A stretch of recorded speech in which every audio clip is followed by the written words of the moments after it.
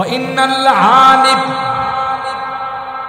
لا يستغفر له من في السماوات والأرض والحيتان في جوف الماء والنملة في جحرها শুধু তাই নয়, আল্লাহর পয়গম্বর বলেন এই কোরআন যারা পড়ার জন্য আসে, যারা আলেম হয়, যারা হাফেজ হয়, গোটা বিশ্বের সকল প্রাণীরা তাদের জন্য আল্লাহর কাছে দোয়া করে। সুবহানাল্লাহ। সমুদ্রের মাছগুলো তাদের জন্য দোয়া করে, নদী নালার মাছগুলো তাদের জন্য দোয়া করে, এমনকি গর্তের পিপীলিকাটা পর্যন্ত তাদের জন্য দোয়া করে। সুবহানাল্লাহ। والحيتان في جوف الماء والنملة في جحرها শুধু তাই নয়, পিপীলিকার নামে সূরা, কথা বলেন ঠিক কিনা? এটার একটা প্রেক্ষাপট আছে গো। হযরত সুলাইমান পয়গম্বর, আল্লাহ পাক রব্বুল আলামিন তাকে শুধু মানব আর দানব নয়, কুল কায়নাতের সমস্ত পাখিদের ভাষা বোঝার তৌফিক দিয়েছে।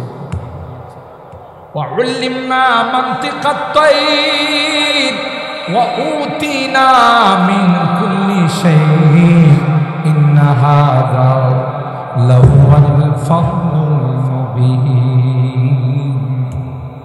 হযরত সুলাইমান বলেন, আল্লাহ পাখিদের কথা বুঝার মতো শক্তি আমাকে দিয়েছিলেন। পাখি, কুল কায়নাত, কীট পতঙ্গ। হযরত সুলাইমান পয়গম্বর তার সোলজারদেরকে নিয়ে, তার সহযোগীদেরকে নিয়ে বাহির হলেন। যে রাস্তা দিয়ে তিনি যাবেন, ওই রাস্তাটার মধ্যে পিপীলিকার বসবাস ছিল। এভাবে পিপীলিকার নেত্রী তার স্বজাতিকে উদ্দেশ্য করে বলেন, ক্বালাত নামলাতুন ইয়া আইয়ুহান নামলু দুখুলু মাসাকিনাকুম লা ইয়াহতিমান্নাকুম সুলাইমান ওয়া জুনুদুহু ওয়া হুম লা ইয়াশউরুন। পিপীলিকার লিডার তার স্বজাতিকে উদ্দেশ্য করে বলে, উদখুলু মাসাকিনাকুম, তোমরা তোমাদের বাসস্থানে ঢুকে যাও, তোমাদের গর্তের মধ্যে প্রবেশ করো। কেন রে? সুলাইমান পয়গম্বর তার বাহিনীকে নিয়ে, তার সহচরদেরকে নিয়ে এই রাস্তা দিয়ে যাবে। তোমরা এতটাই ক্ষুদ্রাকৃতির প্রাণী, তোমরা এতটাই ছোট, তাদের পায়ের নিচে পড়ে যদি তোমরা মারা যাও, মনে রাখো, এই জন্য সুলাইমান পয়গম্বর এবং তার সহযোগীরা মোটেও দায়ী হবে না। কারণ যারা পয়গম্বর হয়, যারা পয়গম্বরের নায়েব হয়, ওয়ারাসাতুল আম্বিয়া হয়, নায়েবে রাসূল যারা হয় রে, এরা মানুষ হত্যা তো দূরের কথা, সন্ত্রাস তো দূরের কথা, জঙ্গিবাদ তো দূরের কথা, জেনে শুনে একটা পিপীলিকাকেও তারা হত্যা করে না। এটা পিপীলিকা বুঝে। আরে ভাই, হত্যা তো দূরের কথা, আল্লাহর ওলিদের জীবনীতে পাওয়া যায়। আল্লাহর ওলি দোকান থেকে চিনি কিনে বাসায় নিয়ে গেলেন। বাসায় গিয়ে প্যাকেট যখন খুললেন, দেখে প্যাকেটের মধ্যে কয়েকটা পিপীলিকা হাঁটাহাঁটি। সোজা প্যাকেটটা বন্ধ করে আবার দোকানের দিকে চলে গেলেন। দোকানের মালিক দেখে মাপে কি কম দিলাম, খারাপ জিনিস বোধহয় দিয়েছি, ফেরত নিয়ে গেছি। আল্লাহ বলি বলেন, না না ভাই, তুমি খারাপ জিনিস দাও নাই, তুমি মাপেও কম দাও নাই, তাইলে ফেরত। বাসায় নিয়ে যখন প্যাকেটটা খুললাম, দেখি ওই প্যাকেটের মধ্যে কয়েকটা পিপীলিকা হাঁটাহাঁটি। আমার মনে পড়লো রে, এই পিপিলিকার বংশগুলো তোমার দোকানে রয়ে গেছে। আরো আসতে সুবহানাল্লাহ। এর গোষ্ঠী ব্রাদার, এর বংশ তোমার দোকানে রয়ে গেছে, এরা তো দমচুট হয়ে গেছে, আত্মীয় হারা হয়ে গেছে। তাই আমি দ্রুত আবার ওই প্যাকেটটা তোমার দোকানে নিয়ে আসলাম। খুলে দাও রে, খুলে দাও। পিপিলিকাগুলো বের হয়ে তার আত্মীয়দের সঙ্গে, তার দলের সঙ্গে, বংশের সঙ্গে মিলে যাবে। আমি চাই না তাকে দলছুট করতে। সুবহানাল্লাহ জোরে বলেন। এ মুসলমান, যে নায়েবে রাসূলুল্লাহ দেয় ওয়ারাসাতুল আম্বিয়ারা পিপিলিকাকে দলছুট করতে চায় না। কয়েক মাইল দূরে বংশের সঙ্গে মেলানোর জন্য পিপিলিকা নিয়ে চলে, ওই চিনি নিয়ে চলে গেলে এরা কি করে জঙ্গিবাদ হয়, সন্ত্রাস হয়? এটা ইহুদিদের দালালি ছাড়া আর কিছুই না। ইহুদি খ্রিস্টানদের চালানো অপবাদ আর মতবাদ। কিন্তু এ সকল অপবাদ দিয়ে কোরআনের শিক্ষাকে কোনদিন বাধাগ্রস্ত করা যাবে না। জাতি জানে, যারা উলামায়ে কেরাম, যারা নায়েবে রাসূল, ওরা কোন রকমের সন্ত্রাসী কার্যক্রমে জড়িত। এরা তো মানুষকে শান্তির বাণী শোনায়, এরা তো মানুষকে মানুষের জন্য আল্লাহর কাছে দোয়া করে। এই মন মাদ্রাসা কোরআনের পাখিরা ভোর রাত্রে উঠে গোটা জাতির জন্য, বিশেষ করে মন এলাকার যত মুসলমান নরনারী কবরে শুয়ে আছেন তাদের রুহের মাগফিরাতের জন্য দোয়া করে। আর এদের দোয়ার কারণে, এদের তিলাওয়াতের কারণে আল্লাহ আমাদেরকে বড় বড় বিপদ আপদ, গজব আযাব থেকে হেফাজত করে। কারণ এদের হাতগুলো নিষ্পাপ, হাতগুলো নিষ্পাপ। এই হাতগুলো যখন আল্লাহর কাছে উঠা, তখন আল্লাহ তাআলা এই হাতগুলো ফেরত দেন। সুবহানাল্লাহ। যত বেশি ষড়যন্ত্র হচ্ছে দেশ বিদেশে ইসলামের বিরুদ্ধে, কোরআনের বিরুদ্ধে, কোরআন আর ইসলাম কি স্তব্ধ হয়ে গেছে না আরো বাড়তেছে?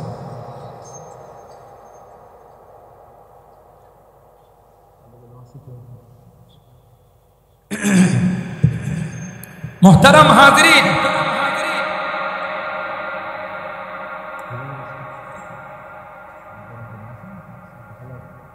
সম্মানিত সুধী, লম্বা আলোচনা নয়, সংক্ষেপে বুঝার জন্য বলছি।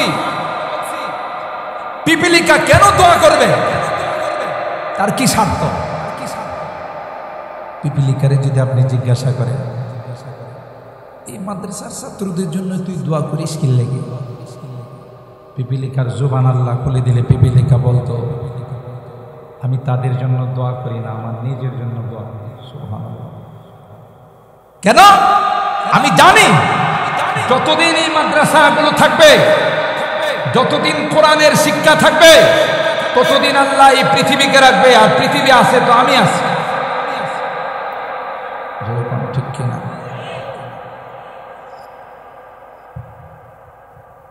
গোটা সৃষ্টি কায়নাত, কিন্তু গুটি কয়েক কোরআন এবং ইসলাম মুসলমানের শত্রুরা, এরা চায় এই কোরআনের মাদ্রাসাগুলো বন্ধ করে দিতে। ঠিক কিনা? মন মাদ্রাসাতে যদি কোনো কারণে একটা দুর্ঘটনা ঘটে, দেখবেন পরের দিন 100 হলুদ সাংবাদিক এসে উপস্থিত হয়ে গেল। হলুদ সাংবাদিক বলে যাদের কলম দেয়া শুধু ইসলামের বিরুদ্ধে লেখালেখি হয়, পক্ষে লেখে না, এরকমের সাংবাদিক তো বাংলাদেশে লাইট মারলে পাওয়া যাবে না। ঘুমাই গেছে কথা কম। হলুদ সাংবাদিকের সংখ্যা বেশি। এরা কিছু হলে মন মাদ্রাসাটা বন্ধ করে দেওয়া হয়, এ সকল কোরআনের মাদ্রাসা বন্ধ করে দেওয়া, যেখানে অঘটন ঘটে। অথচ যে সকল প্রতিষ্ঠানে অহরহ অঘটন ঘটে, এগুলো বন্ধের কোনো কথা তাদের কলম দেওয়া ওঠে না। এটারও তোমাদের জবাব দিতে হবে। ইন্না সামআ ওয়াল বাসারা ওয়াল ফুআদা কুল্লু উলাইকা কানা আনহু মাসউলা।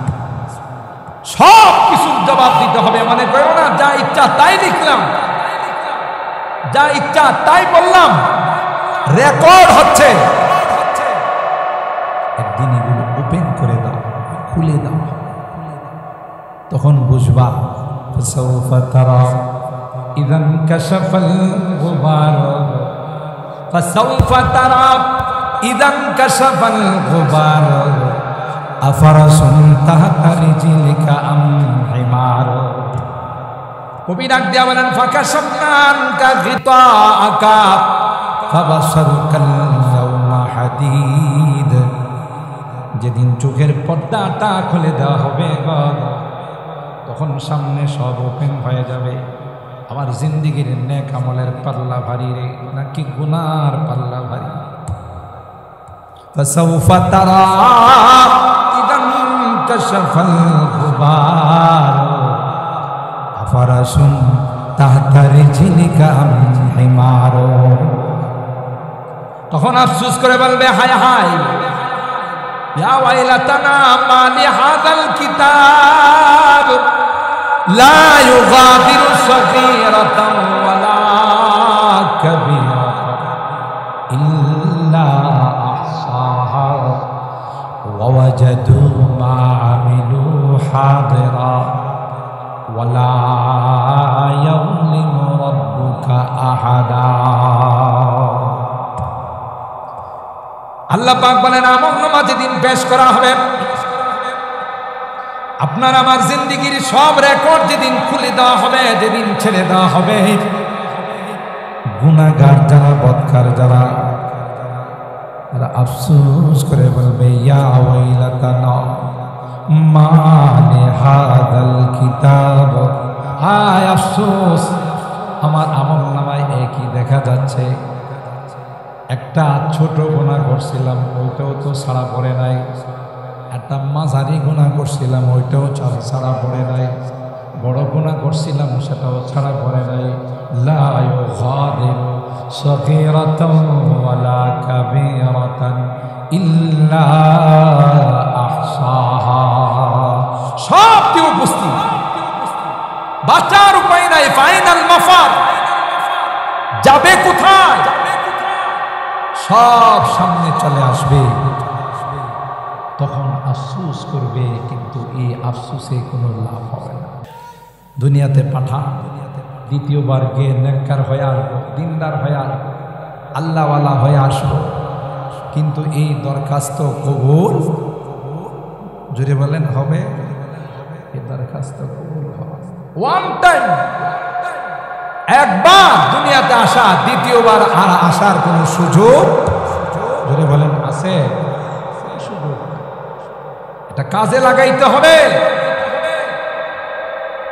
যদি হেলায় হেলায় অবহেলায় আমার এই জীবন নষ্ট হয়ে যায়, আফসোসের সীমা।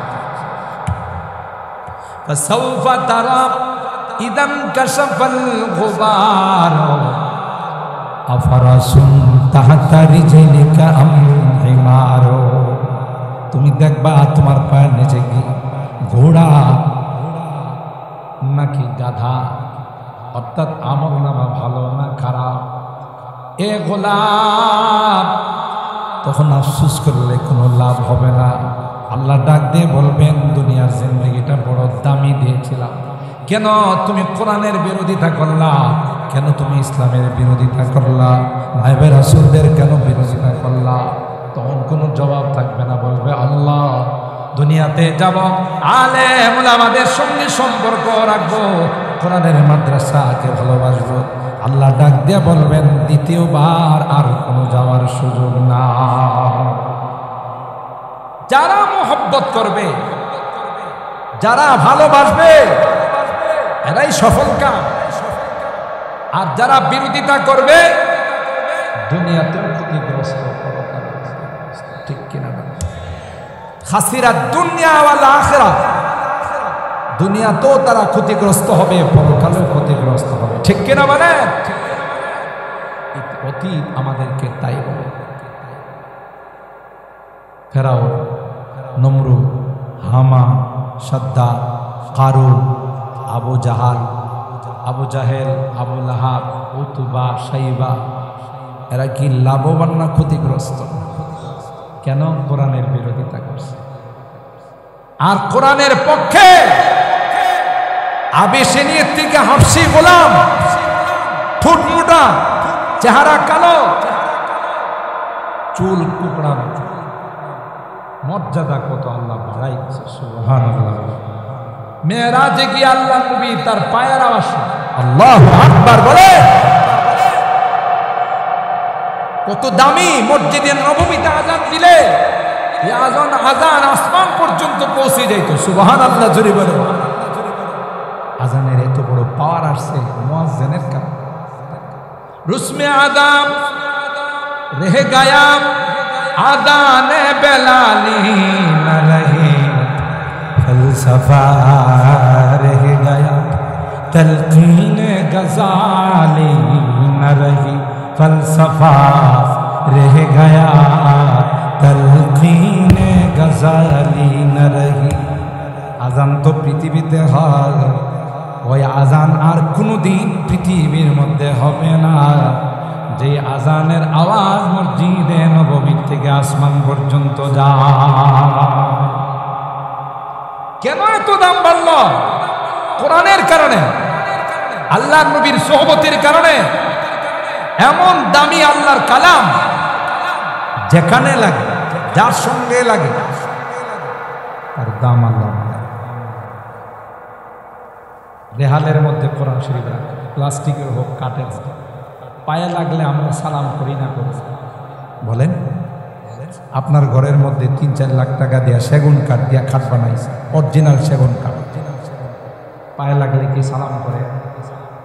সেগুন কাঠটা দামি না, কোরআন শরীফের রেহালের কাঠটা দামি। সেগুন কাঠটা অনেক দামি, কিন্তু এটার সাথে কোরআনের সংস্রব লাগে। 20 টাকা 30 টাকা গজের কাপড় দিয়ে আপনি রুমাল বানান, কোরআনের সাথে লাগানোর কারণে তার পায়ে লাগলে সালাম করেন। অথচ টরে কাপড় 2000-3000 টাকা গজের কাপড় আপনার গায়ে আপনি পরেন, এটা পায়ে লাগলে কোনোদিন সালাম করেন? তাইলে ওই কোরআন কাপড়ে লাগলে কাপড় দামি হয়ে যায়, কাঠে লাগলে কাঠ দামি হয়ে যায়। যেই শহরে মক্কার মদিনায় কোরআন নাজিল হয়েছে, পৃথিবীর মধ্যে সবচাইতে দামি শহর হলো মক্কার মদিনা। যে উম্মতের উপরে কোরআন নাজিল হয়েছে, পৃথিবীর মধ্যে সবচাইতে শ্রেষ্ঠ উম্মত হলো এই উম্মত। সুবহানাল্লাহ জোরে বলে। ওই কোরআন যদি, এই কোরআন যদি কোনো হাফেজের সিনার মধ্যে রাখা হয়, ওই সিনার দাম কম না বেশি? সবাই বলে। যদি এই কোরআন কোনো মাদ্রাসায় পড়ানো হয়, কোনো ঘরে যদি পড়ানো হয়, ওই জায়গার দাম কম না বেশি? জোরে বলে। এই কোরআনওয়ালাদেরকে যদি কেউ মহব্বত করে ভালোবাসে, তার দাম কম হবে না বেশি? জোরে বলে। আমার ভাইরা, আমি অনেক বয়ানে বলি, হযরত মুসা পয়গম্বরের সঙ্গে মোকাবেলা করার জন্য জাদুকররা আসলো। ঘটনা শুরু, ঘটনা নয়, এখান থেকে ইবরত হাসিল করতে হবে, এখান থেকে উপদেশ হাসিল করতে হবে। ফেরাউন মুসা পয়গম্বরকে বলল, অমুক দিন তোমার সঙ্গে মোকাবেলা হবে, আমার রাষ্ট্রের জাদুকররা তোমার সঙ্গে মোকাবেলা করবে, তুমি রেডি হয়ে থাকো। জাদুকরদেরকে ফেরাউন বলল, তোমাদের যা যা প্রস্তুতি আছে তা নিয়ে অমুক ময়দানে অমুক দিনে মুসা পয়গম্বরের সঙ্গে মোকাবেলা হবে। জাদুকররা তাদের প্রস্তুতি নিয়ে সরকারিভাবে সময় মতো ময়দানে চলে আসবে। আসার আগে চিন্তা করলো, মুসা নবীর সঙ্গে যেহেতু মোকাবেলা হবে, মুসা নবীর সঙ্গে যেহেতু লড়াই হবে, তাই মুসার ড্রেসটা আমাদের গায়ে লাগাই যায়, মুসার জামাটা আমরা পরে যাই। মুসা নবী যেমন জুব্বা পরছে, সেই জুব্বাটা আমরাও পরে যাই। আল্লাহর কসম, তাফসীরের কিতাব খুলে দেখুন, আল্লাহ ওই জাদুকররা যখন মুসা পয়গম্বরের জুব্বা গায়ে লাগাইছে, আল্লাহ ডাক দিয়া কয়, তোমরা বাহিরের পোশাকটা পাল্টাইলা, আমি আল্লাহ তোমাদের কলবের পোশাক পাল্টাই দেব। আমার ভাইরা, এরা এসে ময়দানে হযরত মুসা পয়গম্বরকে বললেন, ইম্মা আন তুলকিয়া ওয়া ইম্মা আন নাকুনা নাহনুল মুলকি। এ মুসা, আপনি আগে দেখাবেন না আমরা আগে দেখাবো? আল্লাহু আকবার। ন্যূনতম শিষ্টাচার রক্ষা করছে। হযরত মুসার কাছে বললেন, আপনি আগে দেখাবেন না আমরা আগে দেখাবো? আল্লাহ ডাক দিয়া কয়, কাম বানাই ফেলাইছ, এমনি তো পোশাক লাগাইছ, আবার নবীর সঙ্গে আদব রক্ষা করছো, যাও যাও, আমি আল্লাহ তোমাদেরকে ঈমানের মালা পরায়া ফেরত পাঠাবো। হযরত মুসা পয়গম্বর মনে মনে একটু ভয় পেয়েছিলেন। হযরত মুসা পয়গম্বর মনে মনে এই ভয় পেয়েছিলেন, এতগুলো মানুষ এত দূরের থেকে কষ্ট করে আমার সঙ্গে মোকাবেলা করতে আসতেছে, তিনি তো 100% নিশ্চিত বিজয়ের মালা কে পড়বে? মুসা নবীর গলায় আল্লাহ পড়াবেন। কথা বলেন ঠিক কিনা? যা আল হক ওয়া যাহাকাল বাতিল, হক যখন চলে আসে বাতিল তখন পলায়। কথা বলেন ঠিক কিনা? হযরত মুসা পয়গম্বরের বিন্দু পরিমাণ সন্দেহ নাই, বিজয়ের মালা আমি পড়ব। কিন্তু তিনি তাহলে ভয় পাইছেন কিসের? ফাওজাসা ফি নাফসিহি খিফাতাম মুসা।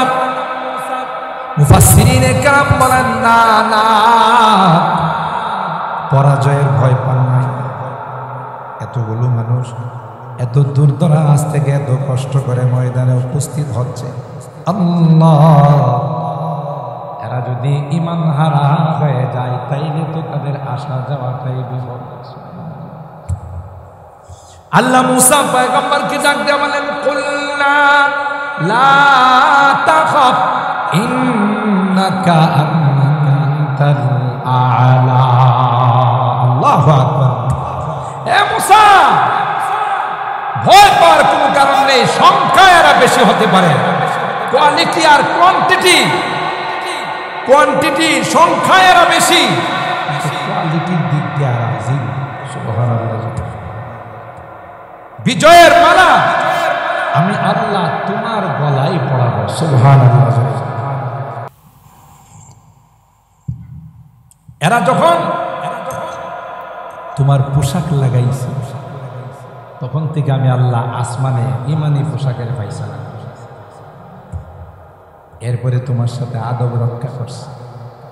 বিজয় তুমি হবে। ঠিক বিশ্বের মুসলমানদেরকে আল্লাহ জানিয়ে দিয়েছেন, ওয়ালা তাহিনু ওয়ালা তাহজানু ওয়া আনতুমুল আ'লাউন ইন কুনতুম মুমিনিন। হে মুসলমান সম্প্রদায়, হয়তোবা সাময়িক ফিলিস্তিনের মুসলমানরা মার খেয়েছে, কাশ্মীরে মার খেয়েছে, উইগুরে মার খেয়েছে, লিবিয়া, ইরাকে, কিন্তু মনে রেখো আমি আল্লাহ যেদিন ধরব আর ছাড়ব, আমি আল্লাহ তোমাদের অভিভাবক, ওই কাফের মুশরিকদের অভিভাবক নয়, কিন্তু সময় সুযোগ দিচ্ছি।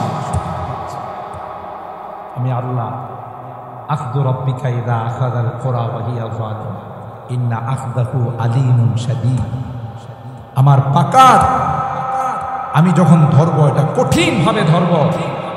এজন্য মুসলমান, ভয় পাওয়ার কোনো কারণ নেই।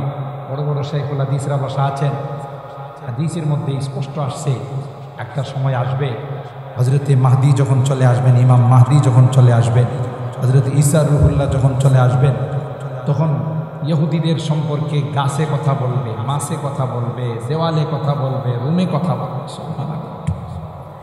যেখানে আত্মগোপন করবে, বৃক্ষের পিছনে আত্মগোপন করবে, গাছে বলে দিবে, ইয়া মুসলিম হাদা ইহুদিয়ুন ফাকতুলহু, এই ইহুদির বাচ্চা আমার পিছনে লুকায় আছে, তুমি তাকে হত্যা করো। আসবে ওই দিন, বেশি দূরে না। এখন এই শাস্তি, আমাদের আমলের ত্রুটি, আমাদের মধ্যে পাক্কা ঈমান নাই, আল্লাহর উপর আমাদের পাক্কা ইয়াকিন আর বিশ্বাস নাই। ঠিক কিনা বলেন? যদি বদরের সাহাবায়ে কেরামদের মতো ঈমান থাকতো, ইয়াকিন আর বিশ্বাস থাকতো, তাহলে অবশ্যই এখন আল্লাহর মদদ আর নুসরত আসমান থেকে আসতো। সুবহানাল্লাহ, জোরে বলেন, ঠিক কিনা বলেন? যাই হোক, এই সকল কওমি মাদ্রাসাগুলো, দ্বীনি প্রতিষ্ঠানগুলো এটা আল্লাহ প্রদত্ত নিয়ামত। সুবহানাল্লাহ। দেখেন ময়দানে আসলো, মহব্বতের কি লাভ দেখেন, এটা বলার জন্য ঘটনাটা বলতেছে। সাদৃশ্য অবলম্বন করলে কি লাভ? হযরত মুসা আলাইহিস সালাম বললেন ক্বালা বাল আলকু,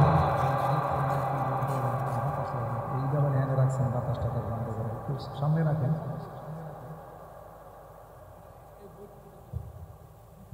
আল্লাহ আল্লাহ, ঠিক আছে। মুহতারাম হাজিরিন, মুসা আলাইহিস সালাম বললেন তোমরাই জাদু দেখাও। কোরআনে আছে না নাই? বারবার আল্লাহ গোটা ময়দান সাফে কিলবিল কিলবিল করে আছে। হযরত মুসা আলাইহিস সালাম তার লাঠি চালালেন, ফালকা আসাহু ফাইদা হিয়া হাইয়াতুন তাসআ ফাইদা হিয়া সুবহানুন মুবিন। এই লাঠি সাফ হয়ে ফাইদা হিয়া তালকাফু মা ইয়াফিকুন, এরা যা জাদু বানাইছিল এক লুকমায় সব খায়া বানাইছে। সুবহানাল্লাহ। জাদুকররা অবাক, একজনের জাদু আর একজনের জাদুকে দুর্বল করতে পারে, নির্মূল করতে পারে না। এটা জাদুবিদ্যার শিক্ষা। মুসা নবীরটা যদি জাদু হতো তাইলে তো আমাদের জাদু খাইতে পারতো না, দুর্বল করতে পারতো। এদের বুঝতে বাকি না এটা জাদু নয়, এটা আল্লাহ প্রদত্ত মুজিজা। আল্লাহু আকবার। ফাউলকিয়াস সাহারাতু সাজিদিন قالوا آمنا برب العالمين رب موسى وهارون। ওই জাদুকরদের বুঝতে বাকি না এটা কোনো জাদু নয় রে, এটা আল্লাহ প্রদত্ত মুজিজা। এর মোকাবেলা করা পৃথিবীর কারো পক্ষে সম্ভব নয়। সুবহানাল্লাহ। ওই জাদুকররা দেরি না করে সিজদায় পড়ে গেল, আর সবার একটাই স্লোগান, ক্বালু আমান্না বিরাব্বিল আলামিন। এ ফেরাউন, তোমাকে তালাক দিলাম, তোমাকে বর্জন করলাম না, যিনি গোটা কায়নাতের রব্বুল আলামিন তার উপর ঈমান নিয়ে আসলাম, তিনি আর কেউ নন, রব্বি মুসা ওয়া হারুন। কি হলো? ফেরাউনে টাকা পয়সা দিয়ে এত দূর দরাজ থেকে ভাড়া করে নিয়েছে, এখন মুসা নবীর গীত গান। সুবহানাল্লাহ। এ মুসলমান মুফাসসিরিনে কেরাম বলেন আর কিছু নয়, আল্লাহ ওয়ালা নবীর জুব্বা গায়ে লাগাইছে, নবীর সঙ্গে আদব রক্ষা করছে, তাই সবচাইতে বড় দামি জিনিস ঈমানের দৌলত আল্লাহ নসিব করে দিয়েছে। আল্লাহর পয়গম্বরকে এক সাহাবী বললেন মাতাসাব, ওগো আল্লাহর পয়গম্বর কিয়ামত কখন হবে? পয়গম্বর বললেন ওয়া মা আ'দাত্তা লাহা। সাহাবী রে, কিয়ামত বড় ভয়াবহ কঠিন জিনিস, তুমি তার কি প্রিপারেশন নিয়েছো, প্রস্তুতি নিয়েছো? সাহাবী ডাক দিয়া বলেন মা আ'দাত্তু লাহা কাসরাতা সালাতিন ওয়ালা সিয়ামিন ওয়ালা সাদাকা। নবী গো, ফরজ ওয়াজিব সুন্নতে মুআক্কাদা ছাড়া বেশি কোনো ইবাদত আমি করতে পারি না, সময় পাই না, ব্যস্ততার কারণে শুধু ফরজ ওয়াজিব সুন্নতে মুআক্কাদাগুলো আদায় করি। তবে পয়গম্বর, আমার কাছে একটা সম্বল আছে গো, ওয়ালাকিন্নী উহিব্বুল্লাহ ওয়া রাসূলা। আল্লাহু আকবার। হে পয়গম্বর, ছোট্ট একটা সম্বল আমার কাছে আছে, সেই সম্বলটা হলো আমি আল্লাহ এবং আল্লাহর নবীকে অন্তর দিয়া ভালোবাসি। আর জুড়ে কম কিতাবের মধ্যে আসে ইমাম সাহেব প্রত্যেক নামাজে সূরা ফাতিহা পড়ে আরেকটা সূরা পড়ে তার সঙ্গে সূরা ইখলাস মিলায়। মুসল্লিদের অভিযোগ, এই ইখলাস কেন মিলান? কোন ইমামরা তো প্রতি সূরার সাথে ইখলাস মিলায়, এটা তো অন্যান্য ইমামদের সাথে মিলে না, এটা বাদ দেন। ইমাম সাহেব কয় না না, সূরা ইখলাস বাদ দিতে পারবো না। আল্লাহর নবীর আদালতে মুসল্লিরা ইমামকে নিয়ে উপস্থিত হলেন। পয়গম্বর ইমামে তো আনকমন কাজ করে, প্রত্যেক সূরার সঙ্গে সূরা ইখলাস মিলায়, না করলাম মানে না। আপনি বলেন, আল্লাহর হাবিব বলেন, সাহাবী রে এটা তো সিস্টেমে পড়ে না, তুমি কেন সূরার সঙ্গে সূরা ইখলাস মিলাও? সাহাবী আল্লাহর হাবিবকে ডাক দেয়া কয়, পয়গম্বর আমার ইমামতি যাইতে পারে, সূরা ইখলাসের সঙ্গে আমার এমন ভালোবাসা হয়ে গেছে, সুবহানাল্লাহ, সূরা ইখলাসের সঙ্গে আমার এমন মহব্বত হয়ে গেছে, এমন সম্পর্ক হয়ে গেছে, আমার ইমামতি যদিও যাই তাও আমি সূরা ইখলাস ছাড়তে পারবো না। বুখারী শরীফের ইবারত, আল্লাহর পয়গম্বর বললেন, হুব্বুকাল ইখলাস ইউদখিলুকাল জান্নাহ। সাহাবী রে, এই ইখলাসের মহব্বত তোমাকে আল্লাহর জান্নাতের মেহমান বানাই দিবে। উহিব্বুস সালিহিনা ওয়া লাস্তু মিনহুম লাআল্লাল্লাহ ইয়ারযুকুনি সালাহা। কবি ডাক দেয়া, আমি নেককার নয়, আমি দিনদার নয়, আমি হাফেজ নয়, আমি আলেম নয়, কিন্তু আলেমদেরকে ভালোবাসি, হাফেজদেরকে ভালোবাসি, কোরআনের পাখিদেরকে ভালোবাসি। আপনারা শুনে খুশি হবেন, বর্তমান বিশ্বে আমার এই বাংলাদেশের নাম বাংলাদেশ নয়, কোরআনের দেশ। আস্তে সুবহানাল্লাহ, আর একটু জোরে বলেন আলহামদুলিল্লাহ। খুশি না বেজার? এ ভাই, আমার দেশের কোরআনের হাফেজরা যখন বিশ্বে প্রতিযোগিতায় যায়, গোটা বিশ্ব তাদের দিকে তাক লাগায়া থাকে। কথা কয় না, কে রে? এটা হলো রয়্যাল বেঙ্গল টাইগার। কথা কয় না, এটা বাংলাদেশের রয়্যাল বেঙ্গল টাইগার। অন্যান্য দেশের হাফেজে কোরআনরা যখন লিস্টির মধ্যে আমার দেশের হাফেজের তালিকা দেখে মন খারাপ করে বসে যায়। কি হলো? ওই সিরিয়ালটা বোধহয় আর কপালে না। কথা বলেন ঠিক কিনা? এতটাই আমার দেশের হাফেজে কোরআনরা জায়গা করে নিয়েছেন, যে কোনো কম্পিটিশনে গেলে, যে কোনো প্রতিযোগিতায় গেলে 100-150 রাষ্ট্রকে পিছনে ফেলে আমার খুদে হাফেজগুলো লাল সবুজের পতাকা বিশ্বের মধ্যে উড্ডীন করে। কথা বলুন ঠিক কিনা? আরে মগার দল, ইন্টারন্যাশনাল গাধার দল, কোরআনের কপিগুলো যদি তোরা জ্বালিয়ে দিস, কোরআনের কপিগুলো যদি সমুদ্রে ফেলে দিস, কি মনে করছিস তাতে কি কোরআন পৃথিবীর থেকে বিদায় হয়ে যাবে? এগুলো আস্তা গাধা। আর গাধারও তো একটা ক্যাটাগরি আছে, এগুলো কোনো ক্যাটাগরিই নেই।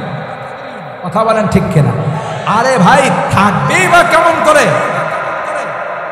রাত্র যখন হয়, সন্ধ্যার থেকে নিয়ে ভোর রাত্রি পর্যন্ত শয়তান এগুলোর মাথাতে ইনটেক পেশাব করে। কথা বলেন ঠিক কিনা? আর ইনটেক পেশাবের মধ্যে কিছু অ্যাসিড আছে না? এই অ্যাসিডের কারণে তার তো সব লিক হয়ে গেছে। আসল জিনিস বোঝার মতো কম। গোটা বিশ্বে বর্তমানে 400 কোটি বেশি হাফেজে কোরআন আল্লাহ বানাই দিয়েছে। সুবহানাল্লাহ বলেন। একটা তাওরাতের হাফেজ পাবেন বাইবেলে? কেন আল্লাহ তার দায়িত্ব নেন, ইন্না নাহনু নাযালনা যিকরা ওয়া ইন্না লাহু লাহাফিজুন। আরে সুইডেনের বদমাশ, থাইল্যান্ডের বদমাশরা আল্লাহর কোরআন জ্বালিয়েছস। তুর্কিস্তানে তুরস্কের মধ্যে যখন সেনাবাহিনীরা কোরআনের সাথে বেয়াদবি করেছিল, সুনামি দিয়ে আল্লাহ তাদেরকে জনমের সাইজ করে দিয়েছিলেন। কার সাথে বেয়াদবি করেছিস? মনে করছিস কোরআন দুনিয়া থেকে বিদায়? একটা ছোট্ট হাফেজে কোরআন, এই মহেন্দ্র মাদ্রাসার একটা হাফেজে কোরআনকে যদি বলা হয় তুমি কোরআনের শুরু থেকে শেষ পর্যন্ত তিলাওয়াত করো, ওই আবার গোটা বিশ্বের থেকে যদি কোরআনের কপিগুলো চলে যায়, ওই হাফেজ বিসমিল্লাহ বলে তিলাওয়াত শুরু করবে, বিসমিল্লাহর বাদ থেকে নিয়ে সূরা নাসের সিন পর্যন্ত গোটা কোরআন আবার বিশ্বের মধ্যে দুবার জিন্দা হয়। সংরক্ষণ করছেন হযরত বড় হুজুর রাহমাতুল্লাহ আলাইহি দেখছি, যখন হাফেজ ছাত্রদেরকে পাগড়ি দিতেন, পাগড়ি মাথায় নিয়ে ওয়াজ করতেন। কথা কম, হাফেজে কোরআনের মাথায় পাগড়ি নিয়ে দেখায় দেখায় আঙ্গুল দিয়া বলতেন, এই যে সিনাটার মধ্যে কোরআন 30 পারা, লাইট মারলে কি কোনো অক্ষর পাওয়া যায় কি? মেশিন দিয়া যদি চেক করা হয়, আল্লাহ বলেন এমন সূক্ষ্মভাবে আমি তাদের সিনার মধ্যে কোরআন সংরক্ষণ করছি 30 পারা, কোনোভাবে কেউ তালাশ করলে ওখানে একটা অক্ষর খুঁজে পাবে না। কিন্তু তাকে বলো বিসমিল্লাহর বাদ থেকে নিয়ে সূরা নাসের সিন পর্যন্ত গোটা কোরআন তিলাওয়াত করে শোনাই দেবে। কে সংরক্ষণ করছে? তাইলে কি তুমি মনে করছো কোরআন পড়ায়া কোরআনকে বন্ধ করে দিল? কোরআনের মাদ্রাসার বোর্ডিংয়ের ডাইলের মধ্যে বিষ মিশাইয়া তুমি কোরআনের আওয়াজ বন্ধ করে দিল? যত বেশি, আমি সব বয়ানে বলি, যত বেশি কোরআনের বিরুদ্ধে ষড়যন্ত্র হবে, তত বেশি আল্লাহ কোরআনকে সামনের দিকে অগ্রসর। যত বেশি ষড়যন্ত্র তত বেশি। কোন ষড়যন্ত্রী কোরআন যতদিন পর্যন্ত পৃথিবী আছে ততদিন পর্যন্ত কোরআনের শিক্ষা থাকবে। আর পৃথিবীতে আল্লাহ রাখছেনই কোরআনের শিক্ষা।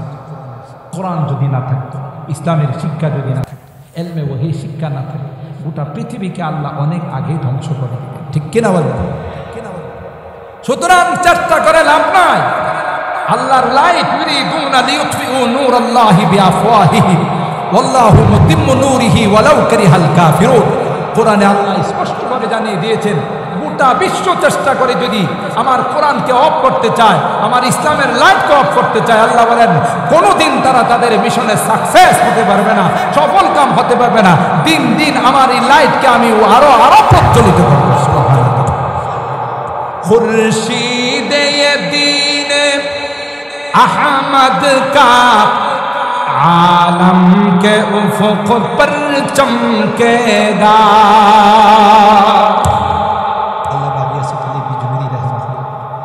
তিনি তার তারানার একটা জায়গাতে বলতেছেন, এই দিনের সূর্য, কোরআনের সূর্য জ্বালাইছেন। যে লাইট আল্লাহ জ্বালাইছে, কোনো সুপার পাওয়ারকে এটা অফ করতে পারবে? এটাই তিনি তার এই কবিতার মধ্যে বলতেছেন। खुर्शीद दीन अहमद का आलम के उफ़क़ पर चमकेगा, ये नूर हमेशा चमका है, ये नूर हमेशा चमका है, ये नूर बराबर चमकेगा, ये इल्म गुलर का गहवारा तारीख वो से पारा है, हर बोल हाय के शोला है, हर सर्व यहाँ नारा है। কায়ামত পর্যন্ত সে তার আলো দিতেই থাকবে। সম্পর্ক রাখবা তুমি লাভবান, বিরোধিতা করবা তুমি আবু জাহেল। ঠিক, আবু জাহেলের প্রতিদিন কোটি কোটি মানুষের পেশাব খায়, কথা পায়, অথচ ইসলাম গ্রহণ করলে, ঈমান গ্রহণ করলে তার নাম যেমন আবুল হিকাম ছিল, বুদ্ধির বাবা ছিল, জ্ঞানের বাবা ছিল, সেটাই থাকে। কোরআনের বিরোধিতা করার কারণে আল্লাহ বলে তোর নাম আবু জাহেল।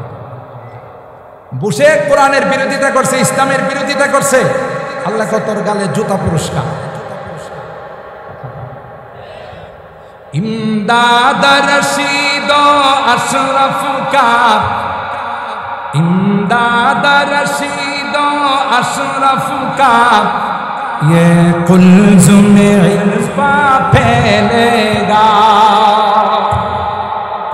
सय्यदुत ताइफा हजरत हाजी इमदादुल्लाह मुआज्जिल मक्की रहमতুল্লাহ দেওবন্দের ফসল। সুবহানাল্লাহ, জোরে বলেন।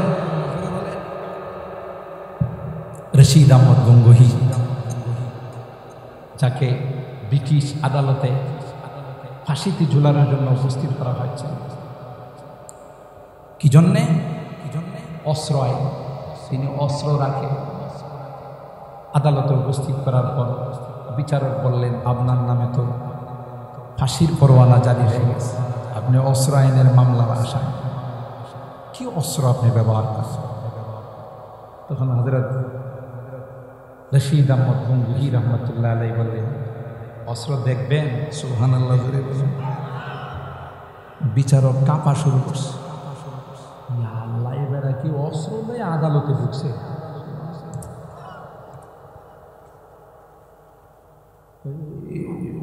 অস্ত্র আপনার সাথে আছে? জি, দেখবেন? দেখা হযরত রশিদ আহমদ গঙ্গোহী রহমতুল্লাহ পকেট থেকে তাসবিহ বের করে বলেন, এটাই আমার অস্ত্র।